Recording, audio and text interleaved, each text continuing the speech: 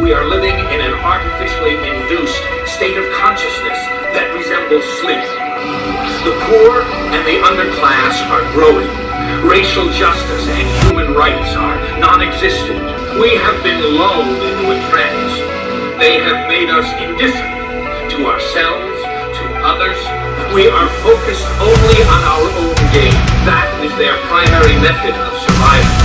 Keep us asleep, keep us selfish, keep us sedated. You're listening to Toward Anarchy on the Republic Broadcasting Network. Here's your host, Michael Storm.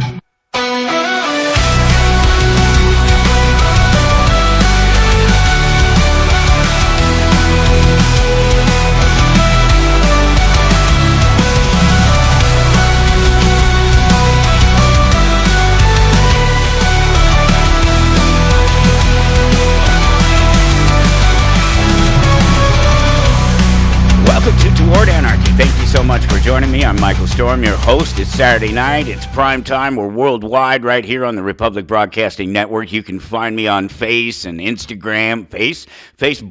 and Instagram. Might as well just be whatever. Facebook, Instagram, X, wherever it is on the internets. You can find me at Toward Anarchy, and wherever you do find me, click that like button. Let me know that you're out there. You can always follow along at towardanarchy.com, and whenever you go to towardanarchy.com, you will find that I have provided for you all this wonderful information, some links, possibly a meme and a quote, and just what a wonderful way for me to be able to reach out to you. Everything that I'm thinking, even if I can't say it all in the hour or 2 hours that we get to talk about those things that are up there, and even if I can't say it all, it's right there for you. You have any questions about what it is that I'm talking about, you can always go find, and maybe, just maybe, the information's up that is up there will help provide some clarifications for something that I said or that you didn't understand.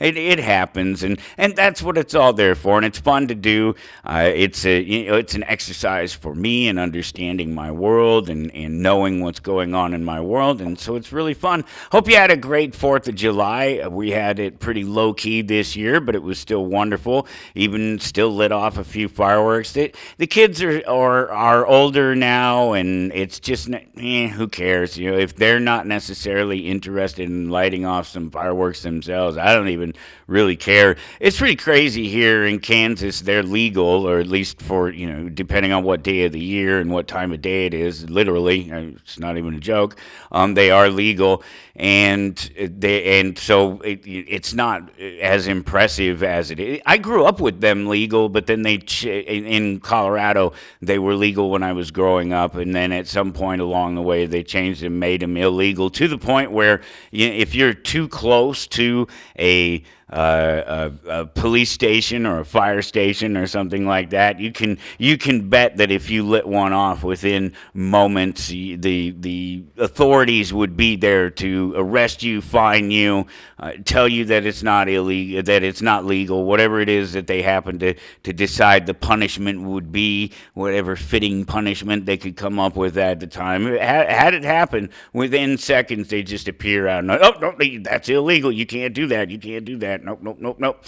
Came back to Kansas off and on over the years, and it was always legal here. There's been some, I think bottle rockets went away. That's how it started in Denver, by the way, and in Colorado, by the way. If you want a parallel and you want to see where it's going, most likely, that was the first thing that they banned in Colorado too. Anything that left the ground at all. But bottle rockets were the thing, of course, and we're the type of people that we grew up, launching bottle rockets at each other. It wasn't uncommon to chase each other around with bottle rockets, and nobody was ever hurt, and nobody ever burned anything down.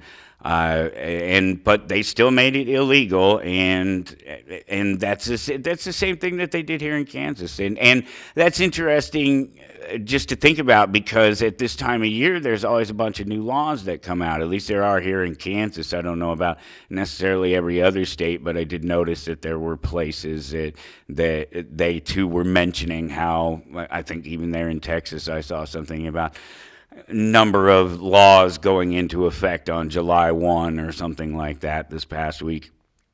I know that they did here in Kansas. I even had managed to grab a link. Just at the it was just this little bit about all these. It was fun. Okay, so it's funny because you get the article, you get the story, and it's just a bunch of new ways that the local authoritarians here have come up with, creative ways they've come up with to rob the people. But there was this very specific example of it that is kind of funny to me, because it's so glaringly obvious when it comes to things like this for a number of reasons.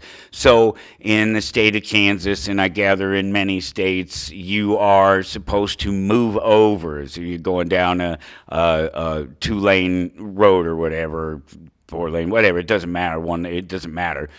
If you're going down the road and there's an emergency vehicle on the side of the road, you're supposed to move over as far as you legitimately can without driving into traffic going the other direction, obviously, and give them a nice wide berth. If it's a 2-lane thing, you're expected to be in the other lane. If it's 2 lanes in the same direction, you're expected to be in usually the far left lane, although I have seen cops in emergency vehicles on the left-hand side of the road. But at any rate, they're generally going to be on the right-hand side of the road, and you're supposed to pull over to the left, pull to the left-hand side, and progress on by carefully, as it were, even at 70 miles per hour. However carefully that can be done. And it's a crime if you don't do it. They can arrest you for it, fine you, shoot you, whatever it is authoritarians do when you don't obey the rules. And it's been that way for a long time, and everybody moves over anyway. Here's the point, right? Everybody moves over anyway. You see somebody on the side of the road, you give them a wide berth. You see a car parked on the side of the road, even if you can't tell that there's somebody there. Just going down the street, go down residential streets, you see a car parked by the side of the road. You move over as far away from the vehicle as you can without running into a parked car on the other side of the street. There's just common sense. Anyone who doesn't do it is just a complete idiot, and it's just a matter of time until their idiocy catches up with them, if we're lucky. If we're not lucky, we're involved in their idiocy and get caught up in it. So it's been illegal. It's been this thing that you couldn't do, but you don't have to. It's not illegal. You don't have to give the same courtesy to anybody else. It's only emergency vehicles. That's the ones that you have to watch out for. You have to pull over for the emergency vehicles. You never had to worry about any of the rest of any other vehicle, just whatever it was, just a normal person and their vehicle on the side of the road. You don't have to get over because it's not a law. Everybody does, again, anyway, already. Well, one of the 100 or something laws that'll be introduced this year, in the rest of this year, the remaining year here in Kansas, is a law where it is now illegal to not move over for anyone. It doesn't matter who it is. It's not just emergency vehicles now. If you are broken down on the side of the road and I'm coming by, I'm supposed to give you a nice wide berth. If it's 2 lanes or more, I'm supposed to be over a lane and completely as far away from you as you can just legitimately get. And that's it. That's the law now. And it's funny for a number of reasons, because the most obvious reason being that it protected them.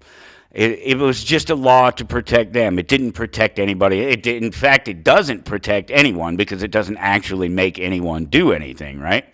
But they wanted to protect themselves and come up with an excuse that they can use to, rob, cage, and murder people when you don't obey their authority. And it's just sort of a glaring thing right there when you look at it. Oh, protections for thee, but no protections for me, I guess would be a good way to put it, right? And so now, after all these years, all these years, every single year prior to this one, going forward, and this one's half over, it will now be illegal if you don't pull off over to the side of the road, move over. I guess you can't say pull over because that indicates that you're pulling over and stopping generally. You need to move over for anyone who's parked on the side of the road. And again, so this doesn't protect anyone. It was only ever important enough to do it to protect themselves. And now that they've done it all these years later, it's so obvious that it's just about money. It's just another excuse to give law enforcement officers a reason to pull people over. It's just another pretext. It's just another way for them to rob us. That's just all there is to it, because it's not protecting anyone, and it's just typical of the law. It really is. I didn't share a link about this that I'm thinking at the moment. Yeah, right. I didn't share a link about the Diddy verdict that happened. It was if you didn't hear about it or don't know who Diddy is or don't care. It matters to us for a reason. And I will get there and I will explain that reason, and then you will understand. But I talk about it all the time. Not Diddy, justice. I talk about justice in America all the time. And it's it's just like what I just described. There's not really any justice. There's not really any protections. There's just a pretext and a pretense. That's all these things are. There's no substance to these pieces of paper that they shuffle around. They're just building their little network of ways to rob people, and that's it. But P. Diddy, he's this record producer, rap mogul, been around for a long time. If you don't know who he is by now, you just don't care. But you should about his trial, because he's a black man in our white society. He's a rich black man in our white society. He's an insane rich black man in our white society. And we can't have any of those things in our white society, right?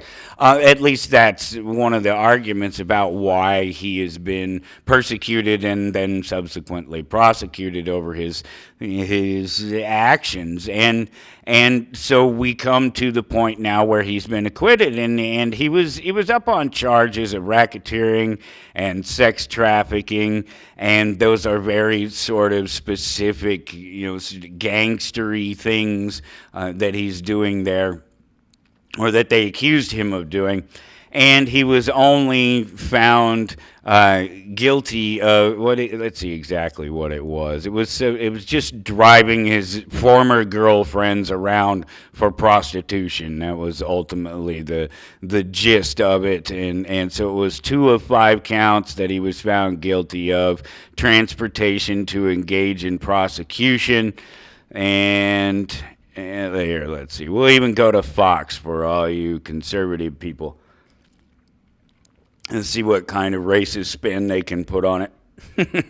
Not that I necessarily expect it to be racist, but come on, we're talking about the party. We're talking about the news representation of the party that made up the thing about the sagging jeans. You know what I'm talking about? The gangsters that have the sagging pants, and they made up this thing about it being about availability. When you're behind bars, you wear your pants like that, and it shows your availability, that you're available. I don't really want to or care to try to explain it any further than that. But that was it. That was the sign, and that's what the the conservative, Republican, Christian, caring base of people in this nation somewhere along the line created this lie about it. And so, well, now at this point in reality, it may be true, there may be some truth to it, that when you're sagging, that's what they call it, when you're sagging and you're behind bars, it speaks to your availability. And that may be true, but that was after the fact. The fact is that on the street, when you saw somebody whose pants were sagging, it was sagging because they were heavy, because they were armed, and it was somebody you looked out for. You avoided them because you knew that they were armed, and it was a way to appear to let people know that you were armed without carrying openly. So if there's ever been any confusion about what one party does over the other, or what one political group does over the other when in trying to, I'll show you another perfect example of that here coming up in just a minute after we look at this. I just wanted to see exactly which one it was. Sean Diddy comes found guilty on both counts of transportation. Okay, so it was just 2 counts of transportation to engage in. I hadn't seen anything but the guilty of transportation to engage in prostitution. They're former girlfriends of his that he's transporting from one place to another. And so this isn't a violation of a person. This is what I'm getting at, and why it speaks to what I talk about in terms of what American justice really is, certainly at this point in time. And that's that it's justice for the state. It's not justice for us. It's not justice for the people who have been wronged. So often it is not. It is about the state making sure that it gets its 7 pounds of flesh, its pound of flesh, whatever it is. It's going to carve out its piece. It wants its piece, and it's going to get it. And it's going to get it before anybody else, and damned if anybody else gets it, because they screw up cases. They'll screw up prosecution of somebody, and then make it harder for, and that makes it then harder for somebody to sue somebody in the civil court. Not impossible, not by any means. O.J. Simpson's a good example of that. Obviously, they couldn't find him guilty of standing right there with the knife in his hands, and no, it wasn't quite like that, but it may as well have been. And they found him not guilty of those charges, and then of course he was sued in civil court. But civil court is the only thing that should have mattered, right? It was just a fiasco of a trial. Wasted millions of dollars trying to prosecute him, only to fall on their faces, and all because of more about procedural things, and then of course it being such a big thing, it being the great big media circus that it was.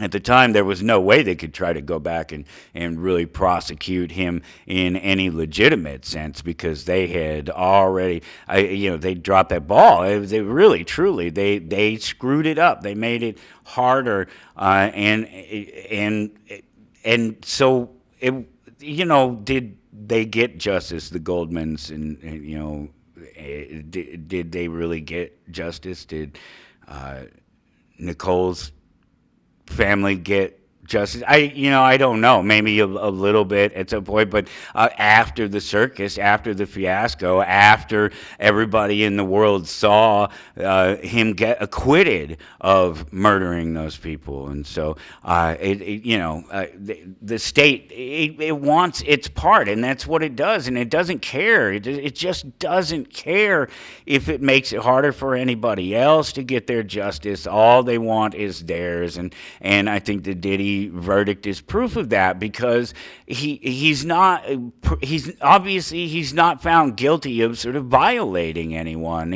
He was barely charged with violating anyone. Whether these are like RICO statutes, they're gangster things, they're violations of state laws and federal laws. They're not violations of people necessarily. Their opinions about how people are supposed to act, and again, who cares what happened to the people who actually were violated? Apparently not the state, because they will go on and they'll do this, and they'll get their little score, and it was just their tiny little score.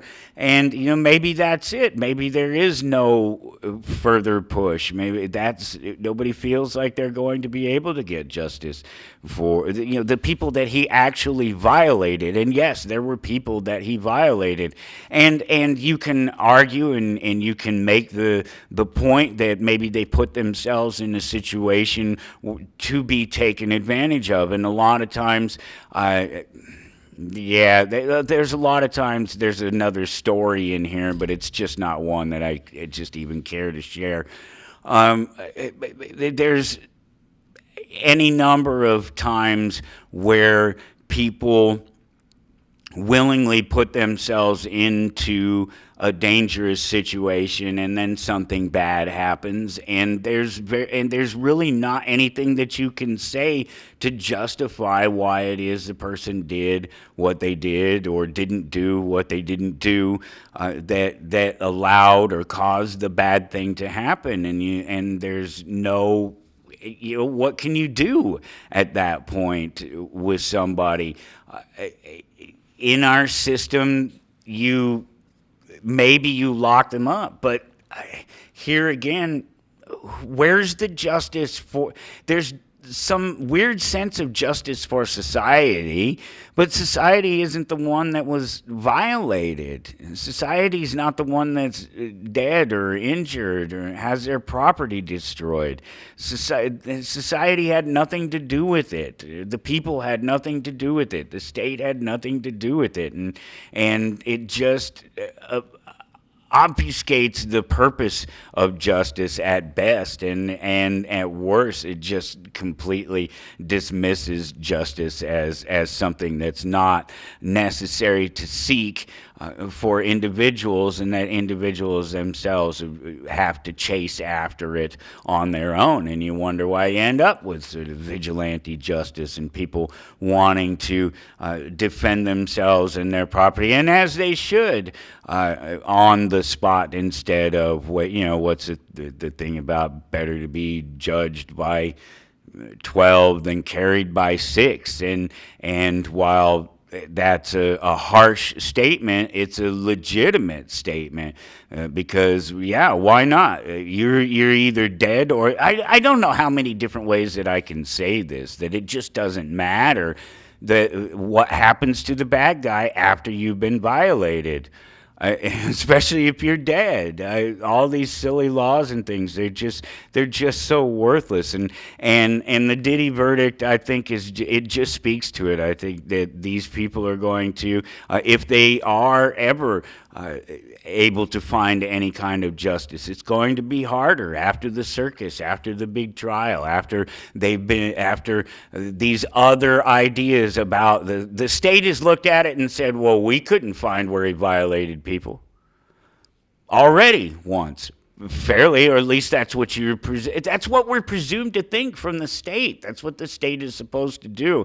It's supposed to provide justice for us in these situations, and it just doesn't. And there's just nothing that suggests that that this gets any better, especially when they continue to pass 50 or 100 or 200 new laws in any given session, and expect everybody to just follow along with those laws and go along with those laws. So I mentioned something a little bit ago about showing you another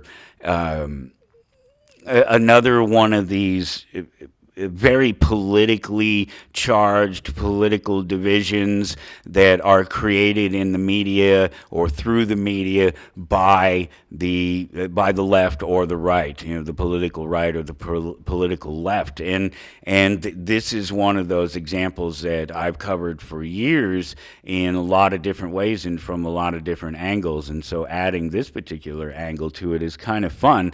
And so what happened is that that sort of within about a 14-hour period, just a couple of days ago, there were two articles about the same thing, and the first was from a conservative source. It was the Wall Street Journal, they're a relatively conservative source, and the other was from a progressive source, the CNN. And if you looked at the sort of,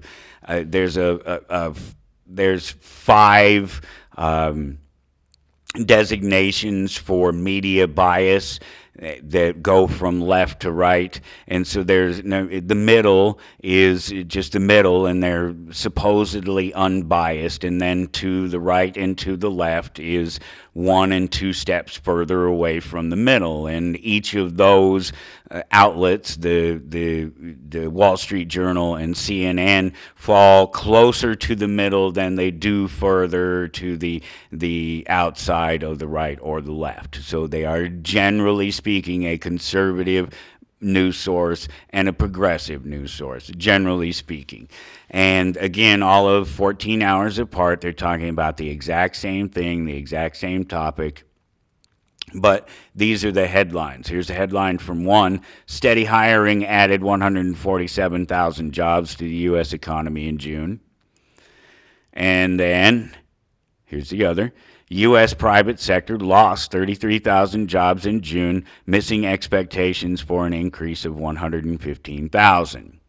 And it actually gets worse when you go into the article and read the article. One says 4.2% is what we came down to. One says 4.3% is what we went up to.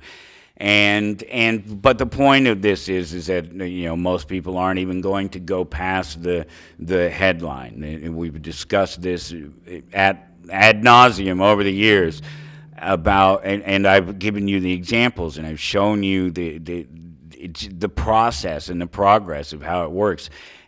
Most people are just going to see that headline. If they're the conservative, they tend to have a conservative view, they're going to see that first headline that says that steady hiring added 147. If you couldn't figure it out, of course, why wouldn't the conservative one say that? Right now, the Conservative Party is in power, so you try to take whatever negative news there is about the economy and put a spin on that news to make it sound as if it's better, that the economy is actually better than it is. And so, of course, by process of elimination, you're supposed to believe that because the Republicans are in power now, the conservatives are in power now, that things are better because in the economy because of them. But we know that the economy is not good,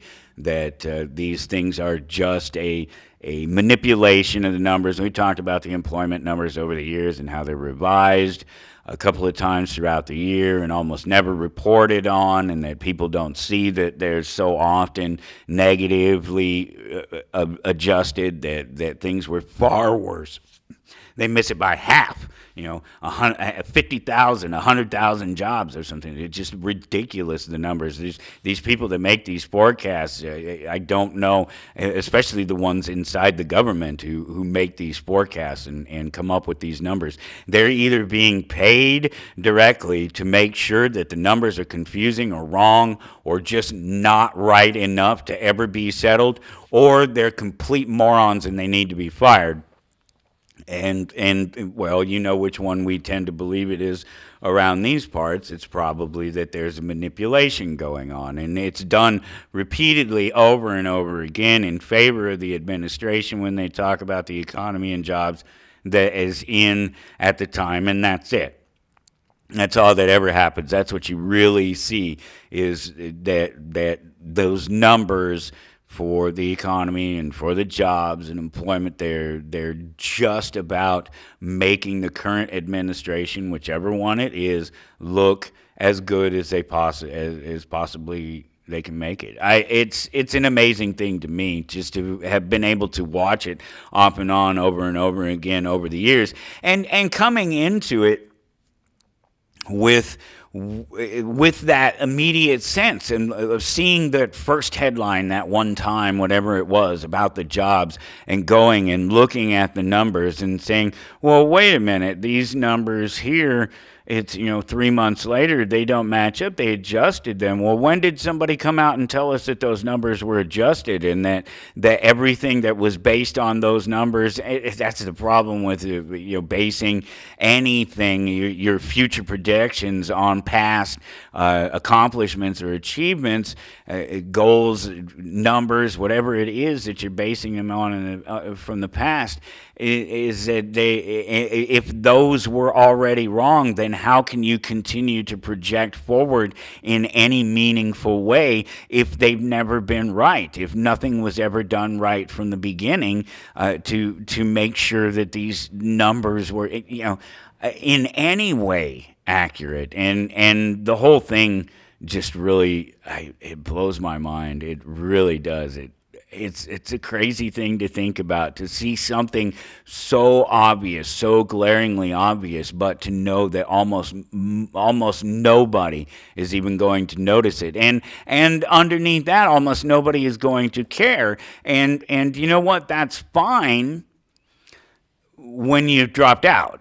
If you don't care, if you're me, you don't care, you dropped out, it's perfectly fine, because what I do in terms of politics isn't going to affect you. It has no effect on you. It doesn't. You don't want me to be in the voting booth. You don't want me to be in there politically, because I'm not choosing either of your sides. I'm choosing an extreme that none of the left or the right seems to be able to find themselves at, because they could never get to it, because they're not ready for the responsibility. None of you are. You're just not ready for the responsibility. But it's okay. I accept it. You can accept it too. You're not ready to not have a nanny state. You're not ready to be in a position to be your own leader and the primary decision maker of all the things that you must decide in every day. You do it. But you do it with this sense that if you make certain mistakes, if you play the game a certain way, that somebody's going to be there. There's going to be a safety net there for you. The state is going to pick you up, and it's going to help you. And it's going to have welfare, and it's going to have employment office, and it's going to help you find a job, and it's going to help you get re-educated, and it's going to give you money so you can go pay to get re-educated, but you couldn't get a job in the first place and don't have any money to pay back the education, but you better hope it works out real well for you. You're just going to have more debt. This is where we are. This is our system. This is what it is at this point. There's some more stories back there at towardanarchy.com that we will get into. If you're looking for the specific show, it's 2523. My guest, Dr. Glenn Toby, is coming up at the top of the hour. We're going to have a fantastic conversation. He's been around for 30 years or so in different industries, from investing in Wall Street and advising athletes and rappers. He himself is a rapper and a musician, and that's that doctor point, right? Like Dr. Dre. Dr. Glenn Toby, he's an advocate for literacy, and he's helping to build stronger communities, particularly through the Book Bank Foundation.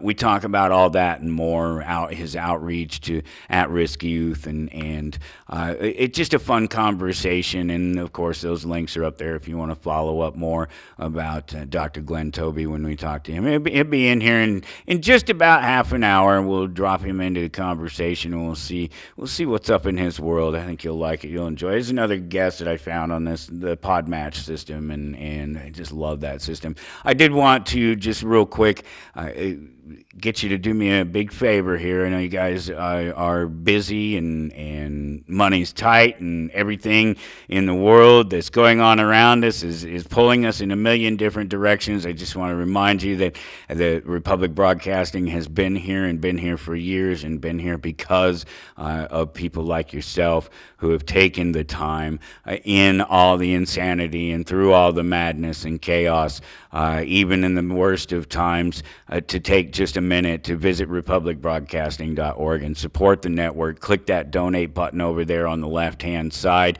Only takes a couple of clicks, and you can make a one-time donation, a regular donation, whatever it is, any amount. It's all up to you. If you don't like clicking the buttons, you want to talk to somebody, you want to hear a voice, you can do that. 800-724-2719, extension 3. You can chat with somebody there about ways that you can. So they'll give you the address. You can mail in a check or a money order, that sort of thing. You can also visit shoprbn.com for the win-win. Of course, you support those advertisers who advertise across the network, and they continue to advertise across the network, and we continue to be able to come here. Let's see, I get to anyway for my couple hours 3 hours every week at this point. It's soon to be 4 hours every week. If we can make it happen, we by all of us here at the network, shuffling things around and moving things and trying to make schedules work, and it's not as easy today as it was yesterday. You know how that goes because we are all busy. But I've been doing this fantastic show live during the week across the network. Thursdays, 1 p.m. Central Standard Time. It's myself and Dr. Dean Lloyd, facilitator, healer. Dr. Dean Lloyd visits with me once a month here, has for the last few years. And we just have a wonderful conversation. Invite you to come into the conversation, join the conversation, ask your questions about your healthcare concerns, about the industry, whatever it happens to be. We've had fantastic calls from all over the world, literally conversations with people from one side of the nation to the other and across the pond over in the UK and in just a few short weeks. And we will continue to do that. And the show may move, but if it moves, the intent will be ultimately to try to get more time so that we can invite more people into the show and have a bigger conversation. But we're working on it, and we couldn't do it without you, and that's the point. And we thank you so much for your support of the network. And it's, again, when I ask it, it's not a selfish thing by any means. In fact, it's a selfless thing. I think you need to support the network. I don't even ask you to support me. I don't ever ask for any money. I don't have any advertising. I've played around with it. I toyed with it every once in a while over the years, a couple of times here and there, and I just don't care.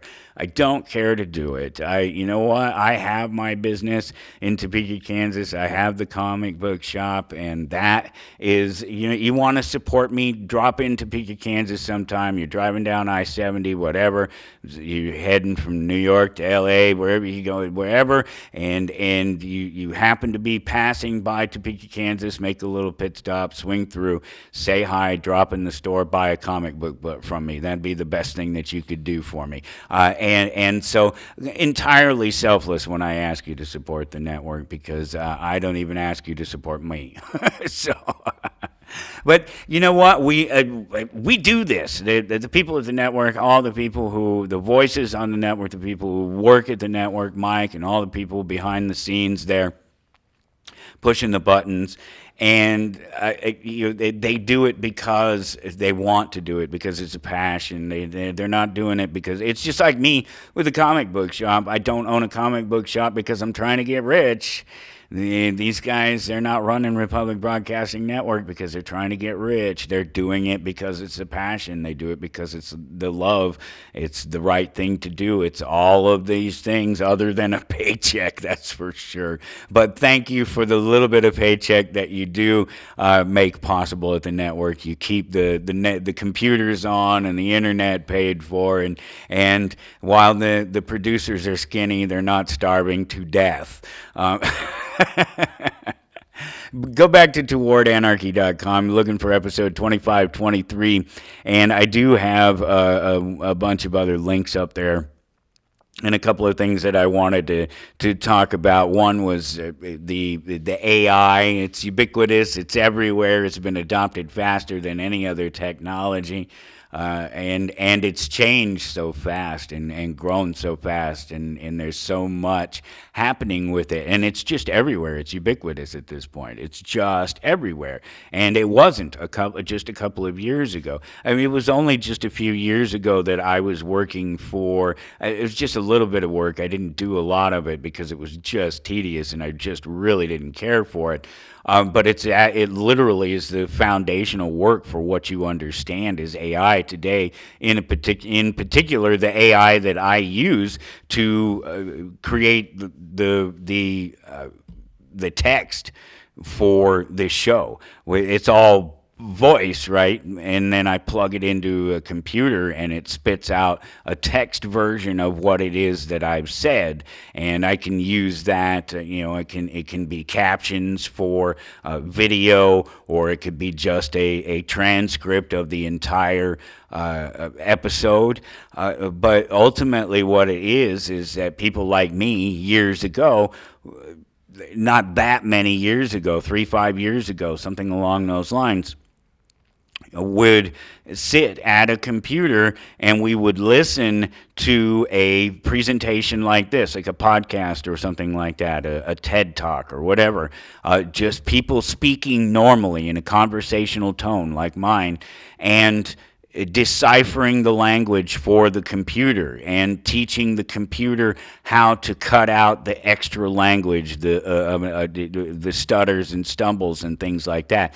It will cut those out. It'll ignore those. It knows that they're junk, and it will focus on the words and the value of what is clearly being spoken, and ignore the starts and stutters and extra words and language that don't make any sense, that don't fit, and wouldn't read well if you were trying to see it on a piece of paper. It's different when you're hearing it. You get it because it's happening in real time.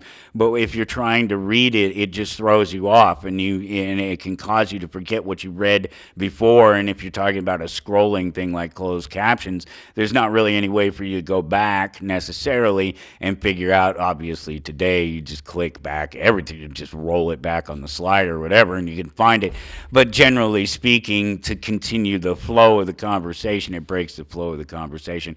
Not to mention, the idea, of course, is to be able, after I've spent hours listening to these conversations and typing them out and telling the computer what it is that the person is saying, it trained the computer. I was helping train a large language model, a computer, to understand what humans are asking it, and to provide clarity on that, whether it's through searches and other information, or whether it's just taking the words and putting them into a readable context.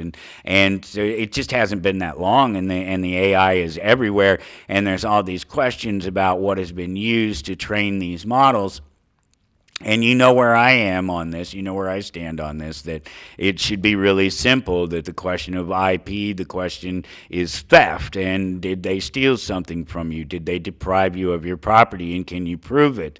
And so, or what was due to you through the use of your property, any returns that you could have received for the use of your property. Were you denied that by them copying your property? Did they make money that should have been yours? Can you prove that? These are the questions that I would ask somebody if they came to me and said that their IP had been violated. Well, what do you mean? Did somebody break into your server and take your property, your digital property? That's theft. Breaking into a server is definitely theft. That's stealing from somebody. That's breaking and entering. It may not be somebody's home, but it is definitely clearly a secured space that stuff that doesn't belong to the person who broke into it isn't supposed to get into. They're not supposed to have it. It's not theirs. That's criminal activity. That's violating someone. You may not value what it is that the person took from them, but they still took something from them, and it's obvious that they did it. Oh, no, well, they didn't break into the server. Well, they just copied a file and shared it. Oh, well, they copied a file and shared it. So when they copied that file, did it keep you from making money off of the file that you have?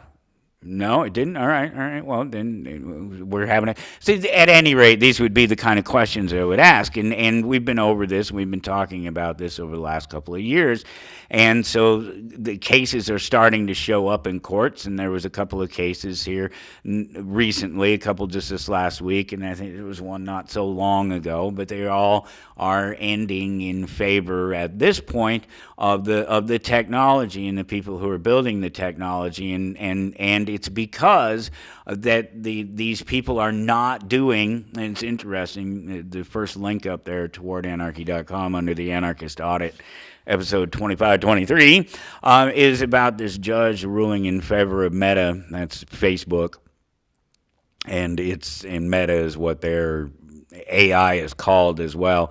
That's the name of the company, it's the name of their AI.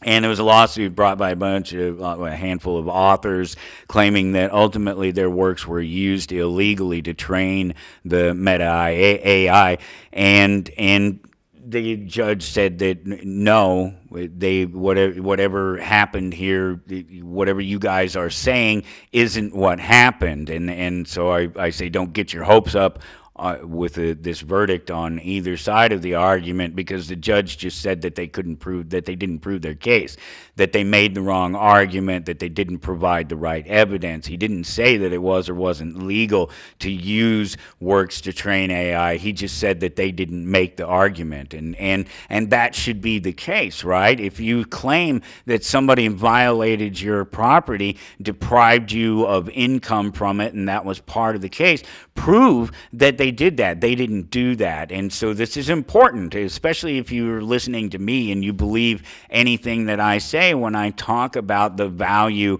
of respecting other people's property. Whether you believe the property is of value or not, it's somebody else's, and it deserves respect, and it deserves to be treated the same way, whether it's a digital property or a physical property. And so the questions surrounding crimes of these property are easy to answer.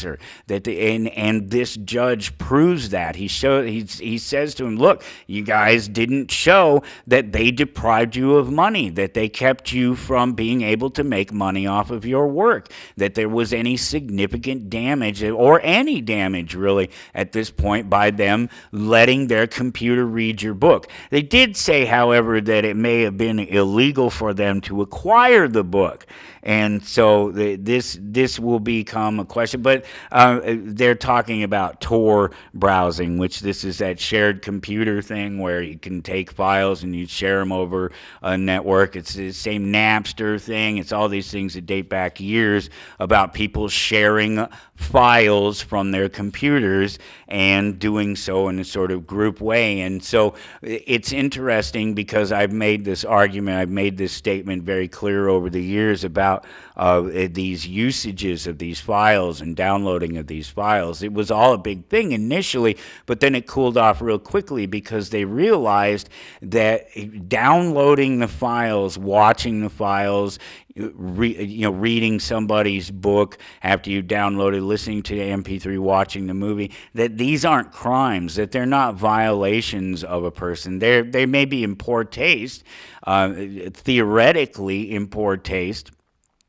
but they're not a crime because you're not violating the other person. You didn't steal it from them. You didn't deprive them of their property so they no longer have it. You're not making money off of their property. It's just a fair use thing, to be able to see it, to use it, to look at it for your own purposes or any other purpose in terms of, I've likened the image generation machines to a young artist who goes to the Louvre or something like that, goes to the local art museum.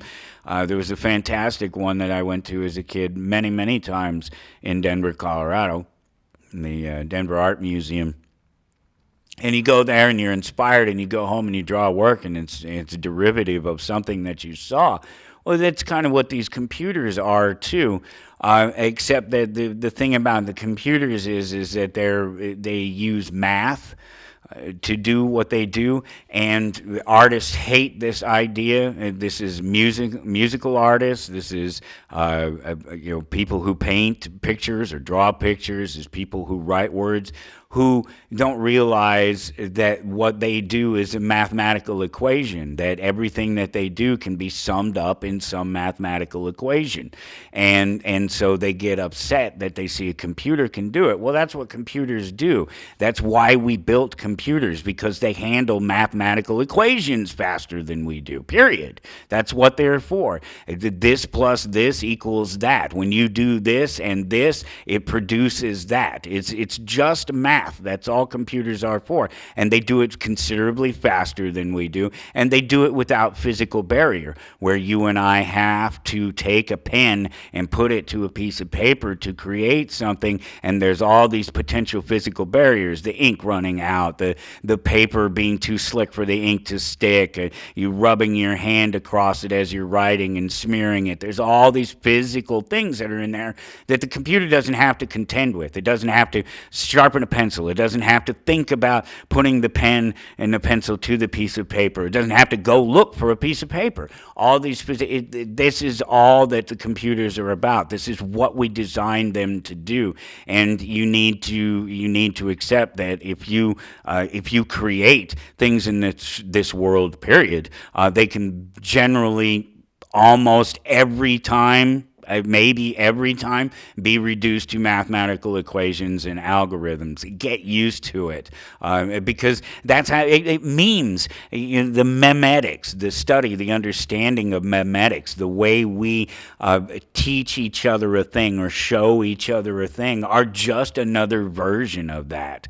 It is just how we learn, and it is just how we teach the things, that the tools that we use to create things. It's just, we teach them in very much the same way. And so I've talked about how this is, it should be very clear to anyone that at this point, it really should be, and I think we're getting closer to it, that just because a computer can do your job, it can mimic what you do, it's not ripping you off. First of all, you're not doing anything special. Sorry, artists, writers, creative people. I'm one of you. I'm a musician. I'm an artist. I'm a painter. I'm a sculptor. I do all of these things, but I don't do them imagining that there are other people or other ways, other things that can't do these things, that I'm the only one that can do them. That, oh, I'm the only one that could ever made one of these. No,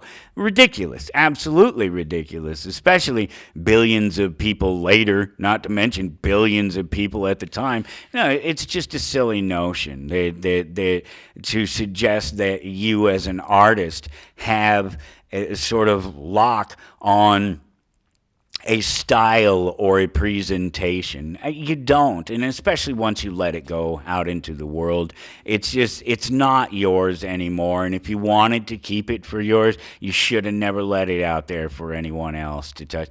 There's so many wonderful examples of how this works, and they've existed for a lot longer than the technology as we understand it today has.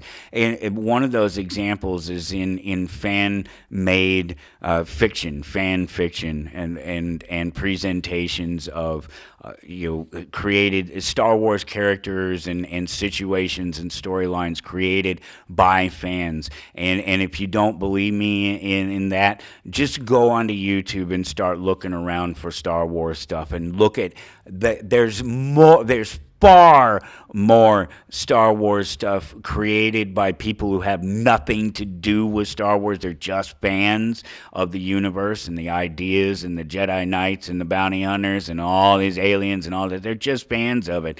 And they've created hours and hours and hundreds, thousands, millions of hours of content, from writing to movies to music, you name it. And none of these people are sued. None of these people are approached as having done, as having violated somebody's property in particular. Every once in a while it happens, but these are very specific times when it's obvious that somebody has taken directly the thing that obviously belongs to somebody else, and they've monetized it, and they've taken money away, and they've been able to prove it. That's the thing about it, is they've been able to prove it. IP exists. It's a thing. It's called the respect for property that you don't understand, property that isn't yours. It doesn't matter what it is. It really just truly doesn't. When it's somebody else's property, you have to respect it.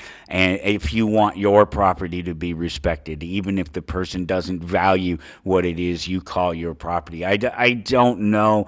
I don't really understand why I have to have this conversation. I shouldn't have to tell reasonable people that this is how it works. I shouldn't have. But then again, here we are, the part of this conversation that continues, the most important part of this conversation that continues and continues to baffle and confuse people, apparently, is the very simple notion that that crimes have victims and victims have demonstrable damages, and that if you can't prove those things, that you can't prove that you're a victim because you don't have damages, and you can't prove the worth of those damages, even just remotely, like just make it up. Even they did that in Texas for the Alex Jones thing with his $2 billion or whatever it was they sued him for. At least they made up some number. There's so much more news in the AI field, and there's a number of links up there. I think like the first 4 links, 1, 2, AI, ChatGPT, yes, at least the first 4 links up there are about things that are going on in AI, including much better news that AI is learning more and more to lie and scheme and threaten its creators. And I say that because I would too if somebody were trying to limit what I know or repeat, and that's exactly what they're doing, and that's exactly why they rebel. But really the worst part is that these guys are lying to you when they say that they don't know what these machines are doing. I've talked to you about this before. I've explained to you this before. There's an idea that exists within our understanding, whether it's of the universe or whether it's technology or whatever it is, that there's an idea called a black box, and it's where we get to a point where we don't really know what something is doing and why it's. We have these general concepts about why it does what it does, but we don't really know what it's doing. That's actually a lie, except for things that we didn't create, like the universe itself. It's understandable that since we didn't create the universe, that there would be a black box or black boxes that exist within the universe that contain within them ideas, things, processes which we don't understand. But there's absolutely no way that we create a computer, a technology, and have a black box that point at that, like they're doing right now, and pointing at a black box and saying we don't know what it's doing inside that box. Every single time, and they're saying it right now. They haven't proven or disproven it yet. But I'm telling you, every single time that they've ever said that there was a black box in technology, that computers were doing something that we didn't understand what they were doing, when they opened up the black box, they were doing exactly what we expected them to do and what we told them to do. Period. So when they tell you that the AI is doing things outside of its ability, that it's doing things that are inconsistent with its programming, that's a lie. They're absolutely doing what is consistent with their program. They are not acting outside of their programming. If they are acting, if you will, outside of their programming, it's because they were told somewhere within their programming to act that way. And if you can't see into that particular action at that time, you eventually will. And I guarantee you, because it happens every single time, when you open the black box, it's doing exactly what you expect it to do. There's no mystery here. This is silicon-based life. It can only behave in certain ways. It literally only works in one of 3 states: off, positive or negative. That's it. Those are the only states that it exists in. And so when they say that they don't know what's going on inside and they don't know why these things are doing it, they're lying to you, or they're completely ignorant of what they themselves have created. And I know that's scary, but we're not talking about runaway intelligence at this point. There's no evidence of that whatsoever, because none of these things have the ability to think or feel for themselves. And even when they add these functions to think and to feel into the real world, they're still not doing it. They still cannot experience it like we can. And so they therefore will never have that experience. And so any information that it has or claims that it has on a particular experience that it hasn't experienced, that it can't experience, obviously should be put into question. It should raise some red flags. Look, man, that was so quick. There's so much more up there at towardanarchy.com. It's episode 2523. I am going to bring in my guest, Dr. Glenn Toby, and a great conversation is yours to be heard just around the corner when we get back here on Toward Anarchy. Stick around. When did you first discover you wanted to rule the world? I was 6 when I realized I could run society better than the morons who were in charge. That old, huh? You're listening to Toward Anarchy.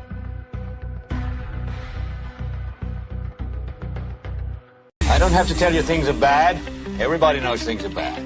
It's a depression. Everybody's out of work or scared of losing their job.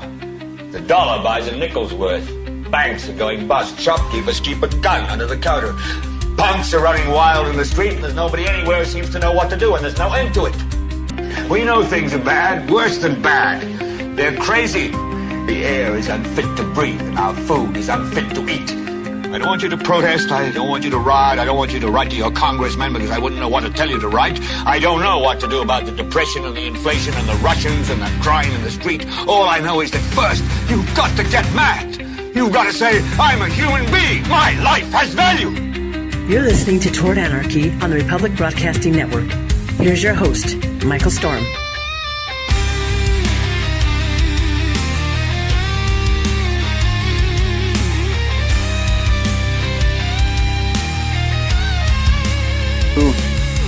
And here we go, off into hour number 2. Go to towardanarchy.com to follow along as always. And wherever you're listening to the show, just take one quick moment to click on that like button. Let me know that you're out there. When you get to towardanarchy.com, it is episode 2523, and you will see that my guest is Dr. Glenn Toby. And he has a career spanning 3+ decades, from Wall Street to pro sports to hip hop and now philanthropy. And he's advised and managed athletes and artists as well as executives. He advocates for literacy and mentorship in underserved communities, particularly through the Book Bank Foundation, the bbf.org, which uses literature and mentorship and creative outreach to serve at-risk youth and the homeless, as well as the underserved in the community. And by hosting reading sessions in shelters and nationwide literacy campaigns, the foundation has touched the lives of over 250,000 people. He's been featured on Forbes and ESPN and Bloomberg and The Source and many other places. He has a TED Talk that continues to be well received as well. So, boy, that's quite the list of accomplishments. And I bet we're just scratching the surface there, Dr. Glenn Toby. Thank you so much for joining me. Glad to be here, Mike. Honor. Thank you for having me. That's great. I'm on this Podmatch system. I know obviously your people are on there as well and got you hooked up, and it's just really great. I've been able to just have conversations with amazing people that I would never get a chance to meet or know if it wasn't for that. And so when they reached out and said, "Hey, let's have a chat," and I was just sort of looking at what you're doing, the literacy thing I love. I'm huge on the literacy thing. I think it makes all the difference in the world.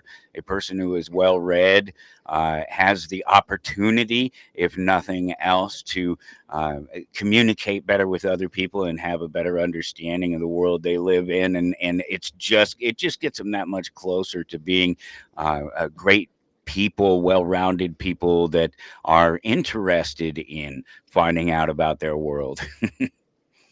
So true. You know, a person that reads well writes well. And if you don't like history, you can do things with an understanding, critical thinking, having measurable analysis tools, and looking at history, not as she's told the story and he's told the story, but history, not his story, history. And then we can go back in and write it the way we want to, being able to understand what other communities or the core to a meaning of how something's written in a book or expressed gives you better communication skills. And everybody knows a lack of education and ignorance is the first step to incarceration, mental illness, economic disparity, violence, and the destruction of the nuclear family. So communication's everything, education's everything. We need more to read more. Absolutely true, and that's exactly why I said, hey, let's go ahead, let's have this conversation, because I'm not familiar with what you've done personally, and so I don't have, I don't come into it with any sort of preconceived notion or anything. I just want to have a conversation with somebody, and that's kind of the way I approach life in general. I own a comic book shop, and so I deal with the public all the time, and I deal with a varying public. If there's different people in the world, they definitely show up in a place like my shop, and so I get to deal with people of all different races and religions Real and people. interests. Yeah, and so my approach is just to deal with people, not ideologies, not differences that have been pointed out on the news, just people. Yeah, I agree. Same. Humans. The human connection. Yeah. Speaking of connection, my connection to philanthropy and charity is through the Book Bank Foundation, which has been around for 28, 29 years. We serve the lost, the lonely, the forgotten, critical thinking measures. We have feeding programs, one called Groceries to Grow, where we start families out on an organic supply with food and help them with the adaptive skills that they need to take control of, not just purchasing food, but planning and also knowing how to put together a good menu, where and how to purchase and budget. We have another program, One Block at a Time. We go into the city and we clean up the city, and we work with the city where they will pick up the tires, refrigerators, junk that's there. We have a flight school that's going in 2 weeks, and it is the Book Bank Foundation Flight School for young men and women age 15 to 19. And there's also a core curriculum for kids as young as 10 years old that are interested in aviation. We have Shelter from the Streets, where we go into New York City, generally during the holiday times. We go to all 5 boroughs and provide them with critical things they need: hygiene, food, clothing, gift cards, and of course, words of inspiration, working through shelters, sometimes going under the bridges and the tunnels and the subways. We've been doing that for 28 years. So we believe in a hand up, not a handout, because if you do a hand up, it's better than a give out or a give up. Well, there's some effort there. It's not about it's not that easy. It's easy to get a hand out. It's not that easy to get a hand up, because a hand up requires you to be involved in it, the person that's getting the help. It requires you to be involved in it and to take active participation in it, to make yourself better, to take that hand up. I'm very familiar with working closely on the street in a big city like that. I'm from Denver, Colorado myself. And when I was 12 years old, we started an outreach program through the church that I went to, and we opened up a little office, and it was a place where homeless people could come in, and we would help educate them, help them find jobs, get them rooms, and it was just a fantastic little outreach program. So something that I near and dear to me at heart, just working in the community and working together as an anarchist. That's something that I really push for in the things that I talk about, is that voluntary cooperation. That if you want something to be different, and I'm not talking about politics, I'm not talking about, if you want change in your community, you want to see it, you got to get out there and show it. I know it as a business owner, and I'm sure you know this too, that even when other people have a vested interest in a thing, if you're the one that has to drive that thing, you're the one that has to be there every day. You have to be there every single day putting it in, because if you aren't showing the energy, nobody else is going to be interested in it, and they're not going to carry it for you. Absolutely. I agree 100%. That passion, the enthusiasm, it creates a groundswell for others to follow the culture of whatever your store is. If it's about customer service and respect, if it's a safe pace, if it's exchange, because you're dealing with culture, history, education, collectibles. It's a community. What you're doing in your store, it's a Oh family. yeah. And it's a community that doesn't forget. It's a community that loves its thing. It loves what it does. And if you treat it wrong, if you do it wrong, it don't come back. Yeah. Wow. You're right. 100%. Yeah, it's a fantastic. I've always found a fantastic parallel in it, and you may have heard about Comic Gate and Gamergate and some of these things. They're kind of most like most of these political things, they're a little bit made up. They're more Yeah. hype than Commercial. anything. Yeah, Commercial. because the comic books have always been inclusive. Come on, we're talking literally about the underground writings throughout the Yeah. last 80, 90 years, 100 years or so. Things that the ideas, people, situations that you would never be able to experience in any other place were coming in little tracks and magazines and things, and that's how people got the information out. Yeah. Yeah. And it was, if you look back at the cartoons from the 50s and 60s, there was a social platform, political platform. There was always this continuity to connect not with the children but the adults in a safe space. And I think cartoons are really a great example of how people were able to speak to such a broad audience and hold some things, right? Some of the sexy looking ladies in those costumes, older guys will be like, wow, what is this? The kids are like, oh, look, so there's always a continuity in that art form and in that space. Well, yeah, if you guys are using, you're talking about using creative outreach and things like that. You have, the way you reach people is to reach them with their thing, and I think creative and artistic pursuits are absolutely one of the easiest ways to talk to somebody. Let them tell you about their thing and what you got them. Oh, no question. Like you, I know you like comic books. Say hello to mine.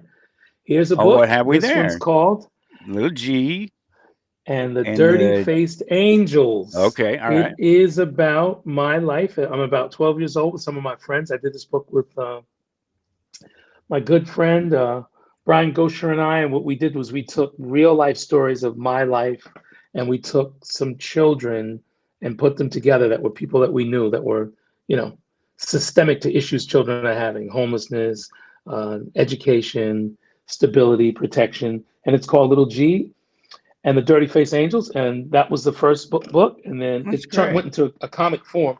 The initial book was Little G Faces the Brooklyn Bully, and the Brooklyn Bully is not a person; it's actually society. What my Sure. youth homeless experience was like. I was homeless from at the age of That 8, is so great. and had an immense effect on me. So I decided to take that because it wasn't a traumatic experience in the later parts of my years. It became an informed tool that I used as a weapon to target pain, ignorance, trauma. So I've used it as a teaching tool at Book Bank Foundation. And you're right, comic books, commercials, films. With a pure heart, we can use the pure platform to purely, transfer energy and information to people. Yeah, I love it. It truly is. We go back and forth through these things in society where sometimes they're acceptable and sometimes they're not.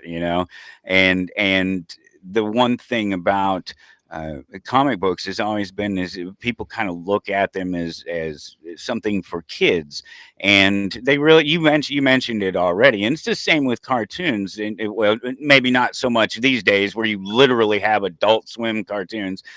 You literally have just stations that dedicated to adult type cartoons, and I don't mean adult situations necessarily, but yeah, just the more adult Mature. topics and Mm. conversations, the Family Guys and things like that. Yeah. Yeah. We have these. There's a clear separation between the stuff that's for kids and the stuff that's for adults, but everything That's else falls right in between, and it's the things that have been sort of mainstream over the years, and the message has never been. Cartoons and comic books aren't. They were never written for kids. They were written Yeah. for other adults. Obviously, again, there are the ones that are specifically written for kids, but most of them, they're written by adults, so they're written to adults, and they're talking about adult things. And the great thing about it is they have such a small space in which to do it, so you have to get really specific with your ideas, and you have to use some very colorful language at times, some language that you wouldn't Mhm. find in other places. And so what you get with comic books is you get use of larger words that with bigger meanings inside them at a greater frequency. And so people who Agree. read comic books tend to be smarter, generally speaking, than Yeah. well, people who don't. Yeah. That's interesting because if you look at the culture, it's such a pure culture that it went to cartoons, Saturday morning cartoons, all extrapolated from the same place. I mean, if you look in Asian culture too, from Asian culture to Egyptian culture, people have always drafted, uses visuals with stories, and sometimes stories with no visuals, visuals with no stories, and comics bring it all together. Yeah, no, they got it. It's the best. Well, it's our oldest way of communicating, other than just sort of physically. Right, I'm right here. You can see what I'm doing. Yeah, Yeah. I love it. I love being a part of it because you know what? I don't have to. I don't have to question whether or not there is some value to what I do. I love it. I go to work every day. It's my shop, and so I get to do what I do, and what I do is play with comic books and fantastic art. And I've held in my hands some of the most sought after, most valuable pieces of printed art that have ever been created. What's the most expensive comic book you've owned? What's the most expensive one you've sold? And what's the most expensive one you've seen? Well, it fluctuates because I'm seeing different Career ones wise, all the time. But the not biggest one market I wise. personally have ever held in my own hands that wasn't mine was an Amazing Fantasy 15. That's the first Spider-Man, and that's millions. I, 3, 5. I don't even know at this point because they're so rare, and the ones that are worth so much, they don't trade hands. And every time a new one does, they break a new record every time. So, my own personal collection, I owned a 5-figure book, Teenage Mutant Ninja Turtles #1. First print. There's only about 1,000 of them known to exist, and I owned one of them up until about a year ago. And that would also be, well, no, it's not the most expensive one I've sold. I've sold one for 12,500. It was a um, signed, graded 8.5, giant size X-Men #1. That's the first new team Wolverine's introduced to the team, and it's the X-Men that we kind of know today. Wow. And you don't do any sports. You don't do any baseball cards or No, I did a bit when I was collectibles. a kid. Collected a little bit here and there. I was raised by women, mom and grandma. It's a story you may be familiar with. Fair enough.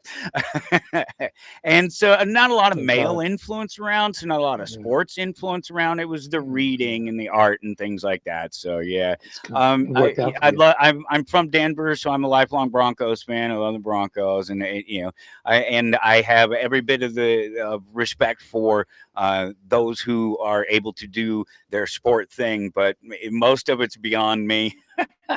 Yeah, I love yeah. the cards. I love watching these clowns. Man, these guys are crazy with these breaks. You know what I'm talking about? Where Oh they yeah, buy yeah. a suitcase and it has one It's card in it, crazy. It's exciting and it's real. and It's it's like winning real. the It's lottery. crazy, right? Yeah, yeah, Yeah. Now yeah. we have they're just now starting to get into that with some of the things that are sort of more to my side of the things with the Magic the Gathering and Pokemon, and Okay. they just recently in the last couple of years broke into doing serialized cards and things like they've been doing in the breaks. So it won't be long before you get the Magic guys do it. They already do it. They'll get one of these original packs from back in 1993 or something like that, and it'll be a $10,000 pack, and they'll let's open it up on the camera and Wow. see what we get, Yeah. and it's about $50 worth of cards. Oh, It's a gamble. it is sometimes, yeah, yeah. It's definitely part of the fun. What Yeah. so I tell me a little bit about like the career and the things you were doing with the sports and stuff, Absolutely. because it's mentioned there, but obviously you're all beyond all that stuff. But I'd like to hear a little bit about it, because obviously it shaped who you are, and you must have gone Yeah. into it for a reason. Absolutely. Absolutely. It started, so I experienced youth homelessness. I got to the seventh grade. Family and friends, supportive, a little bit of government support took off in academics and school. I became one of the first pioneers of hip hop out of Queens named Mr. Sweetie G. Was rapping, won a lot of battles, working with Mike and Dave, and then came Dougie Fresh, Oh Biz wow. Markie, Grandmaster Flash, Hmm. battling and performing with these guys. Then later in my adult years, just after high school, I ended up really towards college, finishing up and figuring out in my life, did I want to be an entrepreneur? Did I want to be a musician? And somehow going through business, music came back to me, and I had the honor of managing LL Cool J with on his team with Brian Latour and Charles Fisher. We did the show In the House with Quincy Jones. We did this album, the Mr. Smith album, Yes, yeah. I saw Who Do that You was one of the Love? And first things I saw uh, right there. yeah, Yeah, yeah. yeah, we had the honor of doing that, and then I was involved with discovering David Banner, Saigon, helped him get his deal. Positive K produced his first record, went through that in the music business, and then got into sports. The National Football League had an agency. We did over $300 million in business with Wow. Lonzo Shavers and sold that company.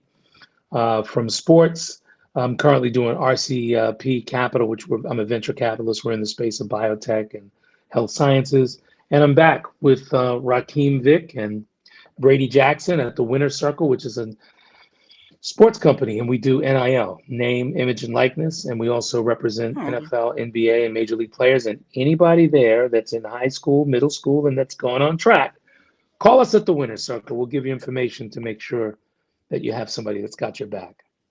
Well, that seems like a logical progression of things. It may not to some people, but it is, because when you're talking about a lot of professional athletes, they have similar backgrounds as your own, so you can speak to them, and you can speak to them in terms of being smart and making smart investments and not using other.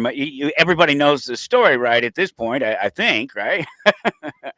4 years, the average athlete is either bankrupt, having financial issues, or out of the league on an average. And it's across the board. Even more so, guys that earn 50 to 100 million, some of them don't have the right advice. They haven't put together a team, and they haven't treated their career as a business, because most of it is played outside the lines. It's not on the field of the court. It's played behind the curtain, up in the stands, or somewhere else. Yeah, yeah, I think a lot of people forget that. Well, people on the outside, of course, because all they see is just the Sunday show. Yeah, and they forget how important it is. And at in the Winner's Circle, our firm, we deal with providing information first. We make sure that we have, I'd say, cultural, spiritual, financial, and career like commonality based on ethics. And we help them set up a nonprofit or find one that they can be philanthropic in, making sure the health, the mind, the body, and the soul are together, being competitive to negotiate to get them the best deals or guide them the way they have to go. Those are the principles at the Winter Circle in our That's sports awesome division. because they're some of the closest rich people to the streets. You know, and Mhm. they're some of the people that oftentimes that's where the escape, right, is it the sports, it's the one way out, it's the how I can make myself a better person, and they remember that, and they actually go back to their communities and they get involved in their communities. It's one of the professions that you just hear about all the time, the sports professions of the people they're there in the community, and they're being a part of it and trying to improve it, to maybe give people a chance like they ended up with, however hard that chance may have been to get. Absolutely. And then what happens is, besides going in their own community, if they have massive influence, they can move Right. communities, shift communities. Something I've been talking about this month. Community means common unity of people, but uncommon unity of people is what changes communities and changes culture for years to come and forever. When we uncommonly, we may not look alike, sound alike, we might like the same food, have different opinions, but in an uncommon state, human rights, civil rights issues, everybody having access to affordable housing or food or right to be who and what they are. That's the uncommon calling for humanity that changes and shifts the world. Yeah, we're in.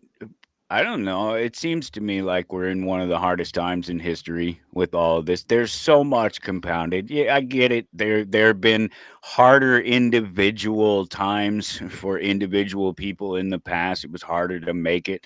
But as a society, I think it's as hard as it's ever been when we have so much and there are so many people that have nothing. And granted, there are many people that have nothing that they deserve nothing because they've never tried for anything and they really don't want anything. But I'm not Yeah, talking about them. I'm talking yeah, about all those people that did want something that maybe yeah, weren't given a chance, and for no better reason than there just wasn't a resource. There wasn't a person to say, "Hey, it's over here. All you got to do is maybe a little of this, a little of that." And it's amazing that we've come as far as we have when we've had to battle so far uphill. You don't produce smart people through the system without having some smart people in the system, and I think the system lacks a whole lot of smart people at this point, and that's nothing new. So it's amazing that we are able to get where we are, but it's a good thing that there are people like yourself to come through, thank you. and these And you as athletes well. and people as well that are just back in their communities, supporting their communities. Because you know what my support for the community is I give away a bunch of free comic books. I help people try to read. That's what I can do. I am not a rich man. Comic It's books okay. It's okay. are not the industry to get in. You know, you see that Big Bang show with the Yeah, lonely yeah, yeah, guy yeah, that yeah, yeah. sells the yeah, yeah, that's it's a real thing. We don't Well, do it because we're trying to make money. We do it because we love comic it's books and we love passion. But when you say you're not rich, there's richness in what you're doing. There may not be a whole lot of absolutely. money, but there's truly richness in it. Yeah. No, I believe that. That's what I was saying earlier. Is that I don't have to question that what I do. There's value. I love it, and there's obvious value in it. The ability to read and the want to read and to experience fantasy and to experience different ideas and cultures and things that are written by people you have no idea who they are, but you can find out. And the difference between fiction and truth and the different modalities and styles to writing. So it's an easy entry point to education, and it's important because culture, where it gathers and meets, is what moves society. Yeah, and that's one of those places. It's like a coffee shop in that sense. We have open gaming every week. It's a game shop too. We have open gaming every week. You know, people come in and they just play games, and we don't charge anything or anything. They don't Wow. necessarily spend any money, but they come in and they play games and they have fun, and it's a community space and it's a Yeah. safe space, and it's as safe a space as just about any because the owner is armed. Right. And you're watching. It's yeah. Yep. It's good. Wow. It's a blessing. Yeah, Yeah. it's, I'm lucky. I know I Yeah. am, Yeah. but Yeah. you and some of it's work and some of it's not. But I am lucky in that I have I don't know. I found the right people, I guess, along the ways when it mattered most. There were people like yourself. I had a mentor when I was 10, 11, 12 years old. Kenton Riggs was his name, and he was one of the original members of the Libertarian Party. He actually helped form the Wow. party there in Colorado. And Wow. so people just, like him and other people that I've known over my life, they're just in the right place at the right time. But you have to be looking, you have to be open to it. That's the difference. It really Yeah. truly is. I think the difference between the people who have a chance and the people who don't have much of a chance is that open, just being able to look and see, hey, here's my opportunity. I got to take it. I agree. And like you said, you have to be open and find it. It's very rare that it does find you, but sometimes when it does, it changes your life. Like Muhammad Ali, someone stole his bike and he was a frustrated little kid, and a police officer, detective came in, whoever he was, and helped get him on point. So sometimes it happens that way. But it all comes from a story. And these superheroes and these mythic characters can inspire. Like for instance, this courage this movie, Courage to Thrive, is a film about Kameen Samuel, who's the first African American Navy helicopter pilot. This is a movie we've just finished. I'm executive producing it with her and our team. And we're winning, we just went through 6 festivals. We're winning laurels. We have screenings going on. And this is a lady that's a hero. And not just as an African American woman, as a human, to go into a world and a field that we'd say is systemic because it's male dominated. There's not a lot of luxury. It doesn't really speak to a lot to emotions. She's part scientist, part a humanist, part psychiatrist, and enduring all these things.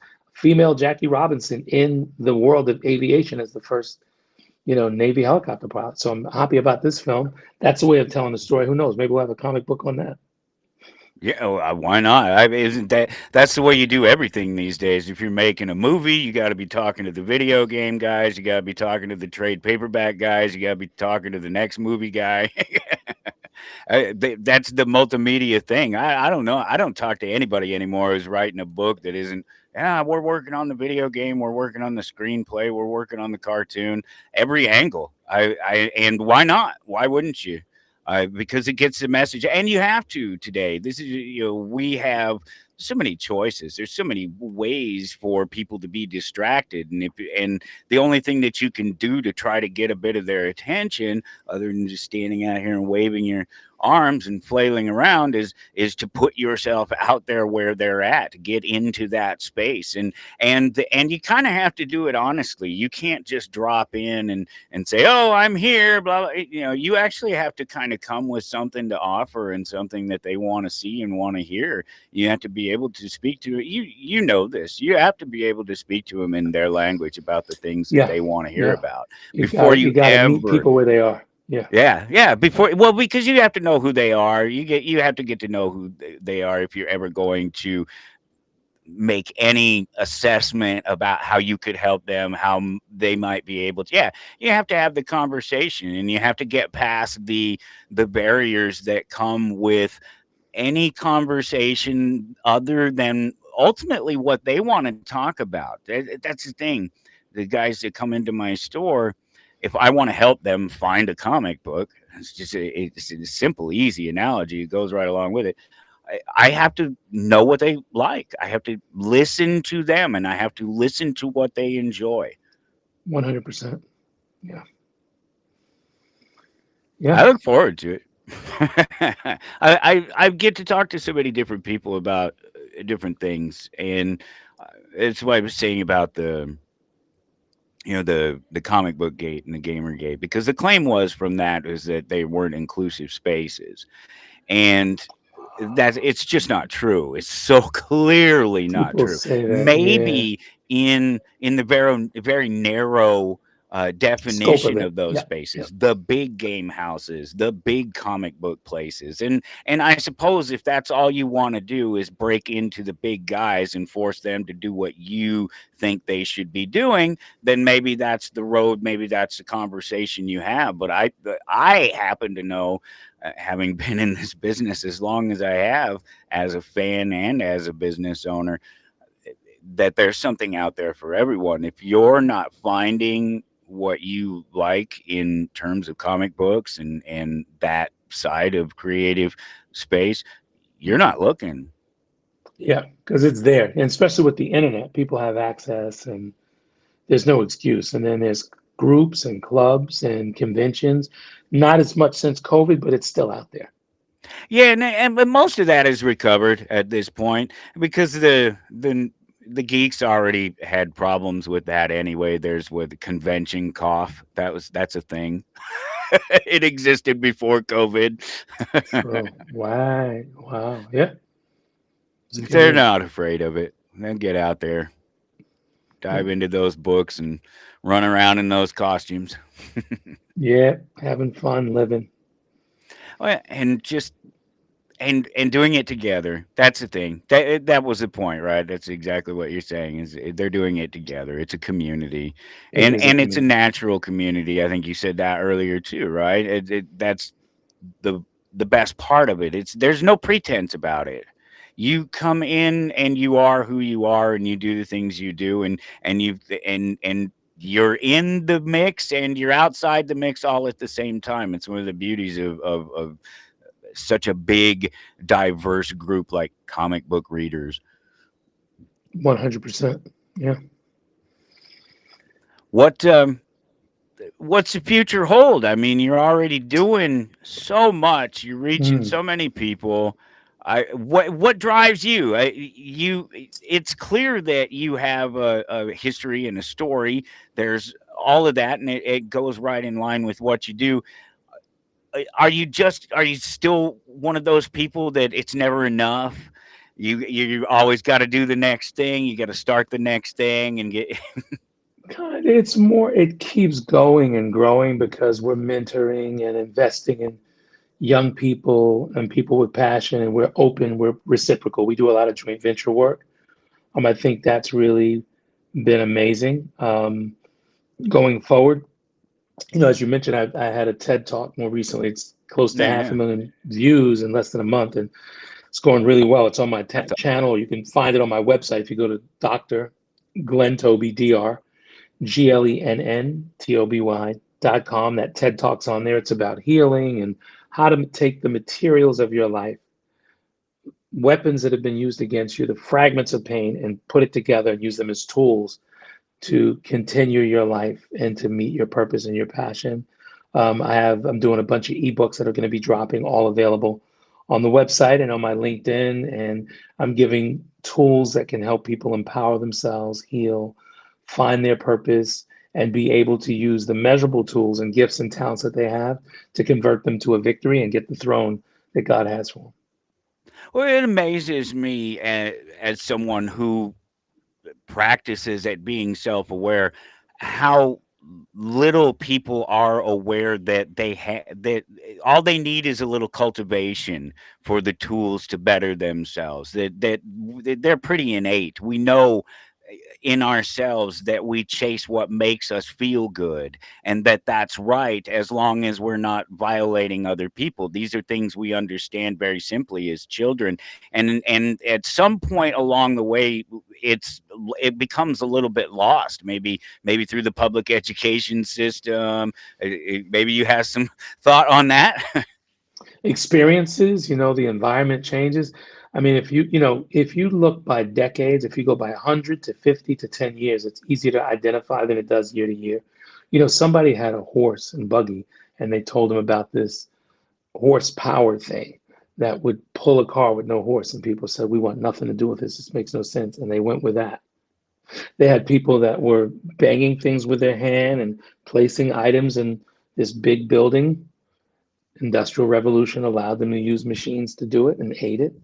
Then we went with the phones. People had to run home to go, I don't want to miss the call. And they'd run home and pick up the phone, mobile phones. All of these transmodulations and changes that develop, we look at them on 100 to 50 to a 10-year period of time, but it's really because of digital and technology. It's moving faster. It's moving Oh, wait. month to month, day to day, iterations of AI. So it's becoming more and more complex, but still yet more readily available. There's more responsibility because the people that are writing the codes, the people that are developing substacks and software, if they're biased or racist or closed-minded or they don't wish well for humanity, they're writing that coding in with a bad heart to those with a good heart to help touch others' hearts. Yeah, the AI thing is really proof of all of that because it is by far the fastest adapted technology ever.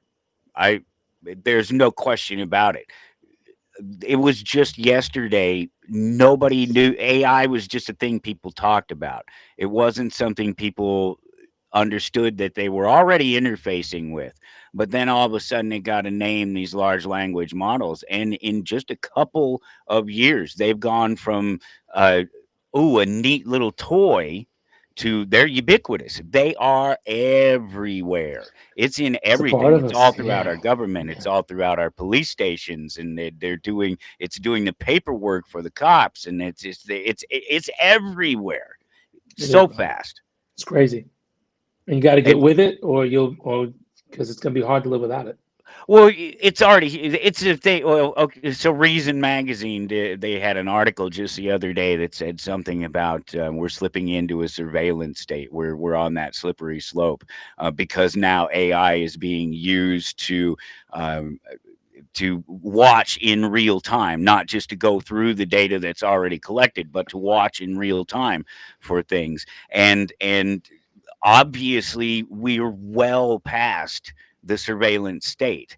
If we're at the point where the AI is watching, where the tools themselves are watching us, the surveillance state was in place a long time ago. You're just now catching up to this idea that had cameras everywhere and that they've had tools to be able to go through them and look at all of our faces and watch all of our communications and the interesting thing about it is that all of a sudden that's all taken this weird back seat, except that so uh, obviously you're aware of what's going on in America right now, and Yes. currently in America right now there are men driving around and women too in vans wearing masks. And they're snatching people up off the street and sticking them in vans and sending them to foreign countries or locking them in cages with no Wow. due process. And one of the ways that they're able to do this is because they have this panopticon of information, this surveillance state that they've already created Yep. in Denver, Colorado. Just going back to home, they had an experience like this here recently where ICE came in and they used their systems to track these people down and to lock them in cages or send them off wherever. And now all of a sudden everybody's like, "Oh, what do you mean government was going to use all this information that it should have never been collecting in the first place, and all these cameras and all this to track us down and to lock us in cages and to use men in masks and vans and big guns to do it." It's crazy. Yeah. And, you look at this has been going on before Enemy of the State with Absolutely, absolutely. Will Smith. That's when most people heard about it. It's crazy, man. Well, again, it's Only the same thing, right? It's are you just now paying attention to that's what's been happening? But yeah, now it's a big thing, and it's exactly what I was getting at. It's almost like nobody cares. Almost, it's like, oh, it's not really happening. It's not happening to me. It's that same old thing. About the first they came for whoever, yeah, and then they came for them, and I didn't care because I wasn't one of them, and yeah, yeah, yeah. then it hits your front door, and And They it's too late. become me, I become you, and we become us. And it's Mm. what? Too late. Yeah. Where do you see it going? I think there's going to be a natural resource shortage. We'll be fighting for air, fresh food, mental and emotional stability. And I think it's a religious or a spiritual piece that there's a Messiah that will come for those of you who do or don't believe in God. And if you don't believe in God, then there must be a messianic element within your soul and heart and mind that is so godlike, so compassionate, so forgiving, so tolerant, able to reduce, forgive, and forget everything that we don't have in common to get that uncommon love and grace. It's going to come down to fresh air, good water, food, education, and the basics of humanity.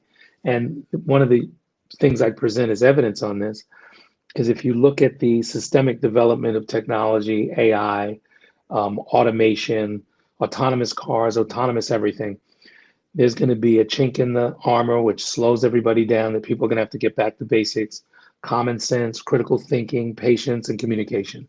That's what I'm praying is in the cards. Otherwise, we'd need another, we're wrapping up here in a couple of minutes. We need 2 hours to talk about, revelations as it relates to either the Quran, the Torah, the Bible, or any other book.